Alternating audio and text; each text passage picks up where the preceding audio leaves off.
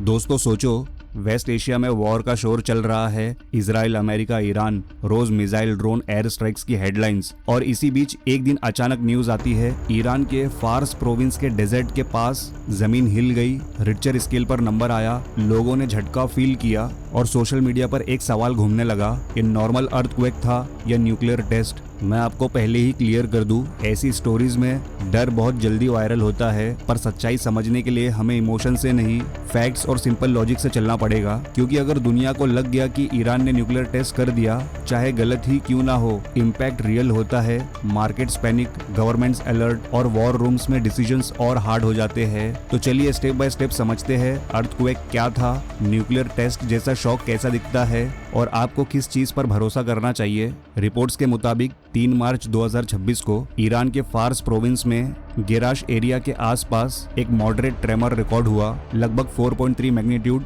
Depth करीब 10 kilometres. इसे shallow quake बोला गया और मेजर डैमेज की कंफर्म रिपोर्ट्स ज्यादा नहीं आई। अब 4.3 मैग्नीट्यूड कोई न्यूक्लियर ब्लास्ट लेवल इवेंट नहीं होता। 4.3 का मतलब होता है लोकल शेकिंग, कभी ग्लास हिलना, कभी चीजें गिरना, कभी माइनर क्रैक्स। और ईरान खुद अर्थक्वेक प्रोन कंट्री है क्योंकि वहाँ टेक्टोनिक प्लेट्स एक्टिव है, इसलिए सिर्फ नंबर देखकर न्यूक्लियर टेस्ट बोल देना ओवर सिंप्लीफिकेशन हो जाता है। लेकिन सस्पिशन फिर भी क्यों उठा? क्योंकि टाइमिंग डेंजरस थी, वॉर चल रहा था, न्यूक्लियर फैसिलिटीज पर स्ट्राइक्स और सैबोटेज की बात हो रही थी। लोग ऑलरेडी एज्यूम कर रहे थे कि ईरान रेड लाइन क्रॉस कर सकता है, और जब ऐसे टाइम पर डेजर्ट में जमीन हिलती है, इमेजिनेशन टर्बो मोड में चला जाता है। अब साइंस का सिंपल पार्ट, नेचुरल अर्थक्वेक में प्लेट्स धीरे धीरे स्ट्रेस बिल्ड करती है, फिर सडन स्लिप होता है और सिस्मिक वेव्स निकलती है। इसमें शेकिंग, कभी रोलिंग जैसा फील होता है और सिग्नेचर कॉम्प्लेक्स होता है। P waves, S waves, surface waves का मिक्स। अंडरग्राउंड न्यूक्लियर एक्सप्लोजन में एनर्जी एकदम एक साथ रिलीज होती है जैसे एक पंच। सिस्मिक सिग्नेचर ज्यादा शार्प हो सकता है और कुछ पैटर्न्स अर्थक्वेक से डिफरेंट दिख सकते हैं। इसीलिए साइंटिस्ट वेवफॉर्म को देखकर क्लासिफाई करते हैं। पर एक इंपॉर्टेंट बात, सिर्फ फील से डिसाइड नहीं होता। सोशल मीडिया बोलता है अर्थक्वेक स्लो होता है, ब्लास्ट एक झटके में। रियलिटी में कभी कभी अर्थक्वेक्स भी झटके जैसे फील होते हैं और कभी लोकल जियोलॉजी ब्लास्ट को भी वियर्ड बना सकती है। इसलिए professional agencies waveform, depth, location, after shocks और दूसरे इंडिकेटर्स सब चेक करते हैं। जब न्यूक्लियर टेस्ट का डाउट होता है, दुनिया ब्लाइंड नहीं होती, ग्लोबल मॉनिटरिंग सिस्टम होते हैं। सबसे इंपॉर्टेंट नाम CTBTO का आता है,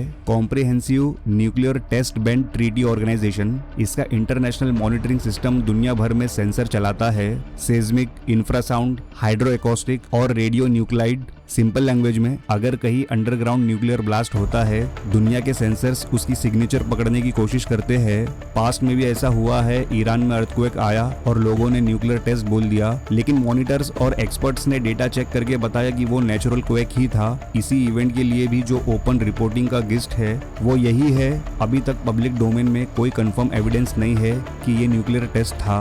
आपने सुना होगा 10 किलोमीटर डेप्थ पर क्वेक आया, इसलिए नॉर्मल है।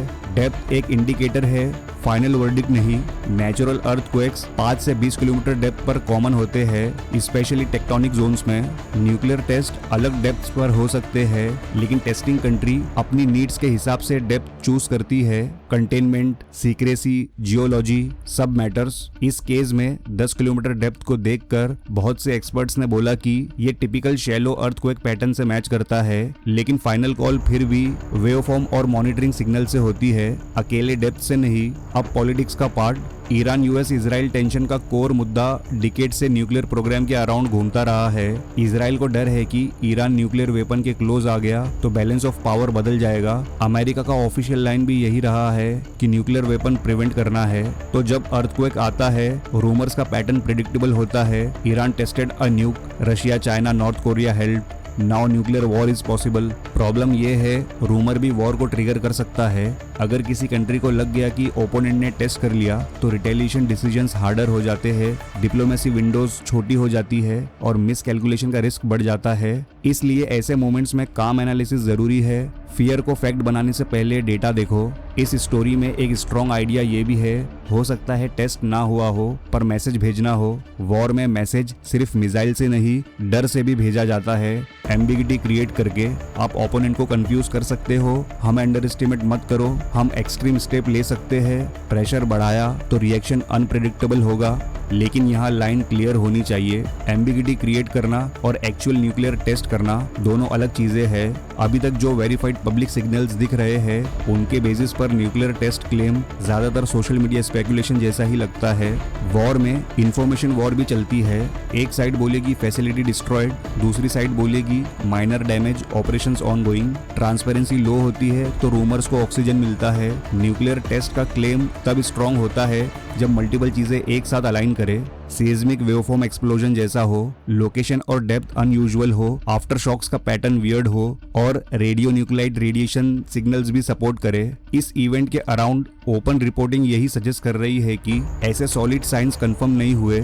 ये थियरी इमोशनली पावरफुल लगती है क्योंकि अलायंसेस और स्ट्रेटेजिक इंटरेस्ट रियल होते हैं। रशिया यूक्रेन फ्रंट पर बिजी है, चाइना ताइवान एंगल पर और ईरान वेस्ट एशिया में। लोग बोलते हैं क्या अमेरिका को 3 साइड से स्ट्रेच किया जा रहा है? एज अ जियोपॉलिटिकल डिबेट ये डिस्कस हो सकता है, पर न्यूक्लियर टेस्ट जैसी स्पेसिफिक चीज के लिए प्रूफ फिर भी मॉनिटरिंग और एविडेंसेस से ही आएगा। एंड अभी तक ऐसा प्रूफ पब्लिक डोमेन में वैलिडेट नहीं हुआ है। अब इस स्टोरी को इंडिया एंगल से समझो।